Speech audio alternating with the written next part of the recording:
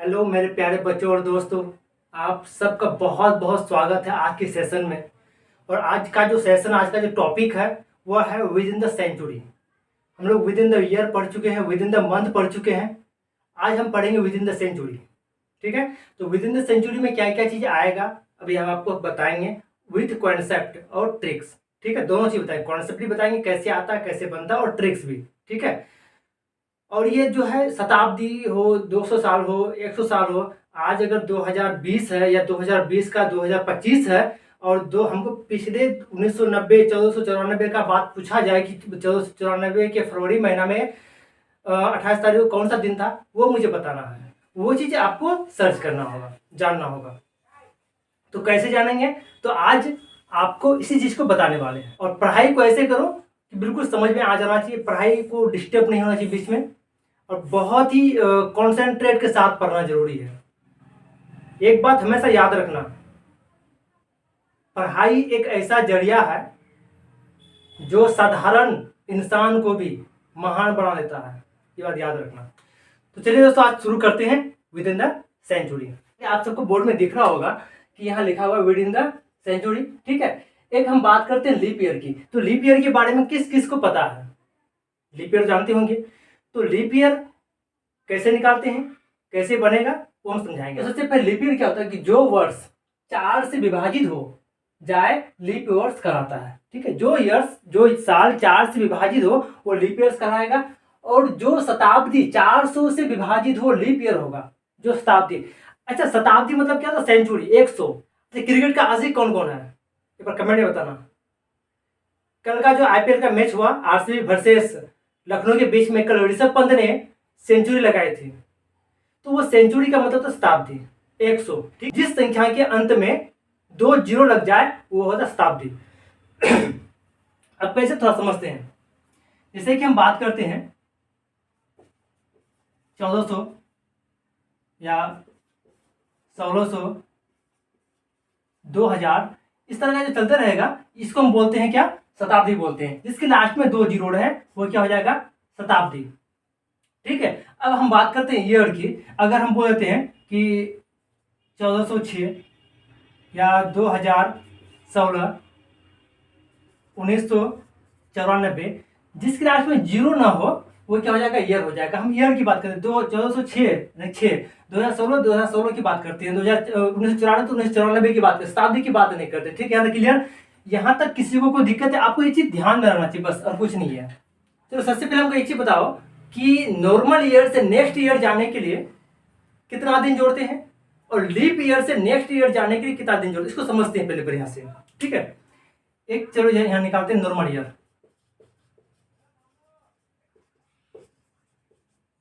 Normal year से अगर हम नेक्स्ट ईयर जाते हैं, ये होता है लीप ईयर।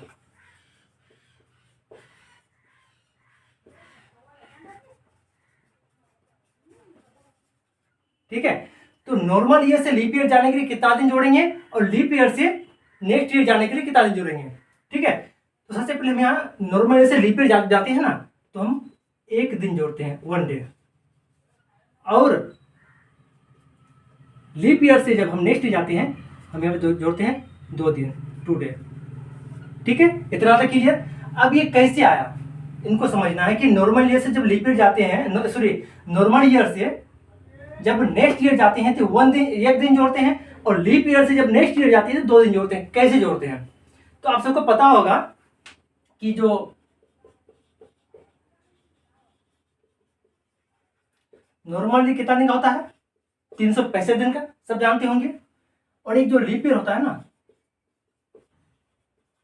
लीप ईयर होता है 366 दिन का। ठीक है, तो अब हमको ये चीज समझना है कि लीप ईयर 366 दिन का होता है और नॉर्मल ईयर 365, 365। ठीक है, अब हम कैसे निकालेंगे, कैसे जोड़ते हैं? अब यहाँ देखते हैं कि अगर इसका ओडिस निकाले, ओडिस निकालने का तरीका क्या था? 7 से हम डिवाइड करेंगे। ठीक है, तो 365 को हम किससे डिवाइड करेंगे? 7, 7 5 है 35, 6 से 5 गया 1, 15, 7 दूनी 14, एक बचता रिमाइंडर मेरा ऑर्डर कितना बचा? मेरा 1 बचा। तो हम यहाँ जो है नॉर्मल ईयर, किस ईयर की बात करते हैं हम? नॉर्मल ईयर की, ठीक है। तो नॉर्मल ईयर में हम 365 का हम ऑड डेज निकाले तो 1 आया। जैसे नॉर्मल ईयर से हम जब नेक्स्ट ईयर आते हैं तो उसमें हम एक दिन जोड़ते हैं, ठीक है। अब हम बात करें कि लीप ईयर में, ठीक है, तो लीप ईयर में क्या करते हैं, यहाँ पे कितना दिन है, 366 दिन है। इसको भी हम 7 से डिवाइड करेंगे, 7 5 है 35, 6 से 5 गया 1, 16, 7 दूनी 14, रिमाइंडर कितना बचा मेरा 2। तो 2 कितना हो गया ऑड डेज। इसीलिए हम जब लीप ईयर से नेक्स्ट ईयर जाते हैं 2 दिन जोड़ते हैं। यहां तक क्लियर? किसी को कोई दिक्कत है? यहां तक बिल्कुल समझना है, सही से एक एक चीज को समझना है, ठीक है। कैसे कैसे आया, क्यों आया। नॉर्मल ईयर से जब नेक्स्ट ईयर जाते हैं 1 दिन जोड़ते हैं, लीप ईयर से जब नेक्स्ट ईयर जाते हैं तो 2 दिन जोड़ते हैं, ठीक है। यहां तक क्लियर? यहां तक कोई किसी को कंफ्यूजन है? नहीं है। तो अब थोड़ा सा आगे समझते हैं कि जब नॉर्मल ईयर से नेक्स्ट ईयर जाते हैं, एक नॉर्मल ईयर से एक नेक्स्ट ईयर जाते हैं तो एक दिन जोड़ते हैं। अगर हम 10 नॉर्मल ईयर से 10 नेक्स्ट ईयर जाएंगे तो कितना दिन जोड़ेंगे पता? 10 नॉर्मल ईयर से हमें जब एक जोड़ते हैं तो इसमें कितना जाएगा, 10 × 1 बराबर 10, क्योंकि हम 10 दिन जोड़ते हैं। अगर फिर वहीं पे लीप ईयर है, लीप ईयर में 10, अगर लीप ईयर में 10 नेक्स्ट ईयर को जाएंगे तो कितना जोड़ेंगे, 10 × 2 बराबर 20। ये सारा चीज याद रखना चाहिए कि नॉर्मल ईयर से जब नेक्स्ट जाएंगे 1 से मल्टीप्लाई करेंगे, 1 से गुना करेंगे। लीप ईयर से जब नेक्स्ट जाएंगे तो 2 से गुना करेंगे। जब कितना भी साल है मैटर नहीं करता है, लेकिन हम उसको 2 से ही गुना करेंगे। नॉर्मल ईयर से नेक्स्ट जाएंगे 10 साल में 10 दिन, अगर लीप ईयर से नेक्स्ट जाएंगे तो 10 साल में 20 दिन का, ठीक है, 20 दिन का डिफरेंट रहेगा। एक चीज और समझते हैं कि मान लो कि 50 साल, 50 ईयर का लीप ईयर कितना होगा, 50 साल का लीप वर्ष कितना होगा, ये समझते हैं। तो अगर हम 50 साल का लीप वर्ष निकालें तो कैसे लीप वर्ष निकालेंगे, तो हमेशा लीप वर्ष निकालने के लिए, लीप ईयर निकालने के लिए हम 4 से डिवाइड करेंगे। अगर इसको हम 4 से, 50 को अगर हम 4 से डिवाइड कर दे तो 4 एकम 4, 1 बचता है 10, 4 दूनी 8, ठीक है। तो अब एक चीज ध्यान रखना चाहिए, जब हम ऑड डेज निकालते थे 7 से हम डिवाइड करते थे और वहां रिमाइंडर मेरा काम करता था। लेकिन अब यहाँ पे लीप ईयर निकालने के लिए हम 4 से डिवाइड करेंगे और भागफल को हम जोड़ेंगे, ठीक है। तो मेरा ये क्या आ गया 12, कितना आ गया मेरा 12। तो अगर हम बात करें कि 50 में 12 क्या है मेरा लीप वर्ष है, 50 में जो है 12 मेरा क्या हो गया लीप वर्ष। 50 में 12 माइनस कर दें कितना बचेगा 38, 50 माइनस 12, 10 से 2 गया 8, 4 से गया 3, कितना बचता है मेरा 38। तो अगर हम देखें तो यहाँ पे कितना हो गया 38।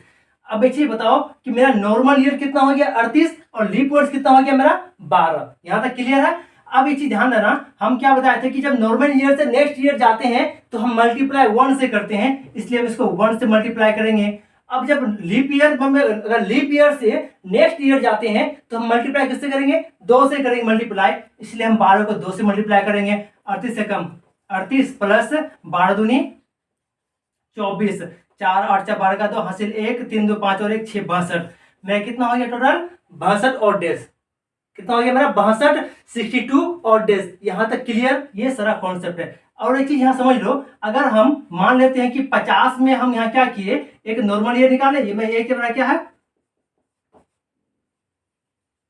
ये मेरा नॉर्मल ईयर है, ठीक है, और मेरा ये क्या है लीप ईयर है, ठीक है। 38 मेरा नॉर्मल ईयर हो गया, 12 मेरा क्या हो गया लीप ईयर। तो 50 में हम 12 लीप ईयर निकाले, 50 में 38 मेरा क्या नॉर्मल ईयर। एक तरीका तो ये है, अगर हम सीधे डायरेक्ट करें तो 50 में जो हम डिवाइड करने के बाद मेरा जो 12 बचता है ना, अगर 50 में 12 जोड़ दे तो आंसर सेम आएगा, वही 62, 62 ऑड डेज। यहाँ पे 62 आया था और यहाँ पे 62। इस कॉन्सेप्ट को भी अप्लाई करेंगे तो सेम चीज है, इसको भी अप्लाई करेंगे सेम चीज है। तो ये थोड़ा सा लेंथी प्रोसेस है, ये शॉर्ट प्रोसेस है। तुम थोड़ा शॉर्ट प्रोसेस में चलेंगे, 50 को हम 4 से डिवाइड कर देंगे, जो मेरा भागफल आया उस 50 में उस भागफल को जोड़ देंगे, मेरा वोल्टेज निकल जाएगा। क्लियर? यहाँ तक कोई दिक्कत, कोई परेशानी, कोई किल्लत? तो अब एक क्वेश्चन को सोल्व करते हैं, ठीक है।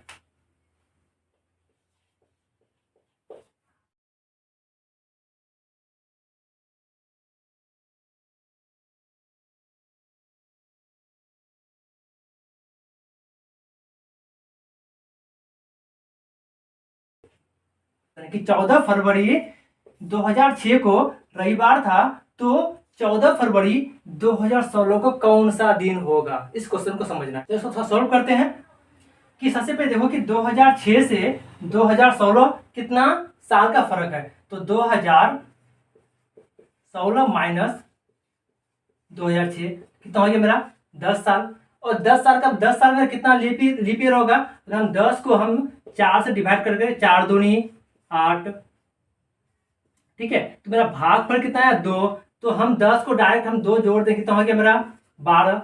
अब यहाँ तक क्लियर। अब यहाँ देखना है कि दिन कौन सा है, रविवार, और रविवार का डे कोड कितना है मेरे दोस्त 0, ठीक है। रविवार का डे कोड कितना है 0, 12 को 0 से जोड़ देंगे तो हो गया 12। इसको हम 7 से डिवाइड कर देंगे, 7 है कम 7, बचा कितना 5। तो 5 किसका डे कोड है फ्राइडे,